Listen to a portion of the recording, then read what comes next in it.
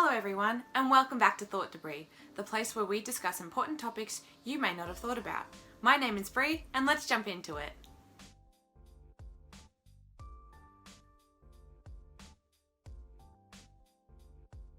Today is part 2 about discussing digital divides. If you'd like more information on the topic, as we'll be going more in depth today, I'll link part 1 below. So when we are talking about the digital divide, we're referring to inequalities in access to computers and the internet between groups of people based on one or more dimensions of social or cultural identity. These divides affect many people globally, but some of the worst impacts are felt by marginalised groups such as the elderly, people with disability, homeless, and low socioeconomic households. We are going to be examining the various ways support groups, organisations and communities are working towards bridging the gap using various methods, including technology itself. We can see these pushes for change on a global, national, state and even personal level.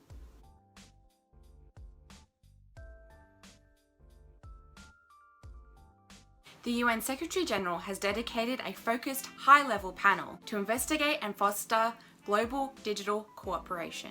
The panel was formed in 2018 to address the social, ethical, legal and economic impact of digital technologies in order to maximise their benefits and minimise their harm. They have identified that for technology to be accessible for all, policy frameworks will need to be created and implemented that directly support economic and social inclusion. This also includes that universal human rights apply equally online as offline, and that there is a big need for continuing conversations about privacy and security. The panel has been widely successful over the last 3 years and identified various avenues for change as well as potential risks of total digital integration in society.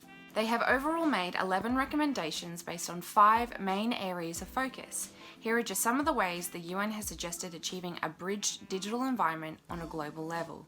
An inclusive digital economy and society. By 2030, every adult should have affordable access to digital networks as well as a digitally enabled financial and health services. Human and institutional capacity. Establishment of regional and global digital help desks to help governments, civil society and the private sector to understand digital issues and develop capacity to steer cooperation related to social and economic impacts of digital technologies. Human rights and human agency. Social media enterprises to work with governments, international and local civil society organisations and human rights experts around the world to fully understand and respond to concerns about existing or potential human rights violations. Trust, security and stability. Development of a global commitment on digital trust and security to shape a shared vision, identify attributes of digital stability, elucidate and strengthen the implementation of norms for responsible users of technology, and propose priorities for action. Global digital cooperation.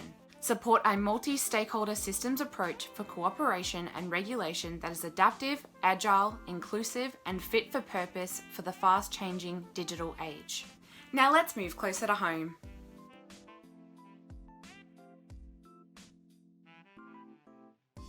Australia uses 3 key dimensions to measure digital inclusion. This includes access, affordability, and digital ability. The 2020 report noted that although internet infrastructure is available to almost all Australians, more than 2.5 million, or 1 in 10, remain offline. However, internet access has improved significantly over the last 6 years. A key driver in this positive change has been a massive push for NBN. Historically, regional communities are the least prioritised when it comes to technology and have always been one of the most affected by lack of access. The NBN rollout sought to change this by prioritising these communities in receiving faster and more reliable internet connections. Ultimately, this led to NBN fixed broadband connection figures presenting proportionately higher in rural Australia than in capital cities. Apple stores in Australia are also running workshops that target an older demographic to enable access to the digital landscape.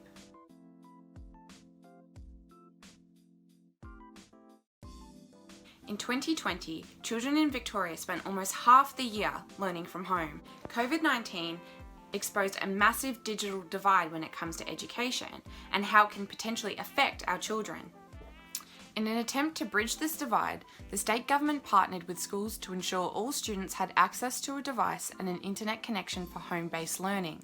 Having this support provided access that low socioeconomic families have been able to benefit from, meaning the impact on the child's education was mitigated. It helped reduce stress and concern while moving to these online learning modules.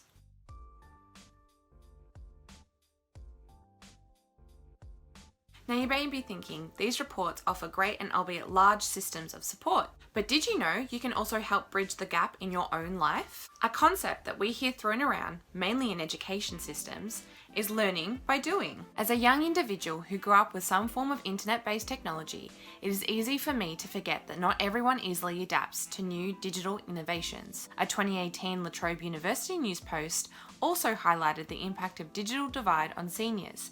Even before the pandemic hit, the need for older generations to be connected was being discussed. The news post mentioned several programs available in aiding seniors with digital connectivity, with most notably Telstra's Tech Savvy Seniors program. There are services such as techsupportforum.com that allow you to post your queries and have others from the community help assist you and find a solution.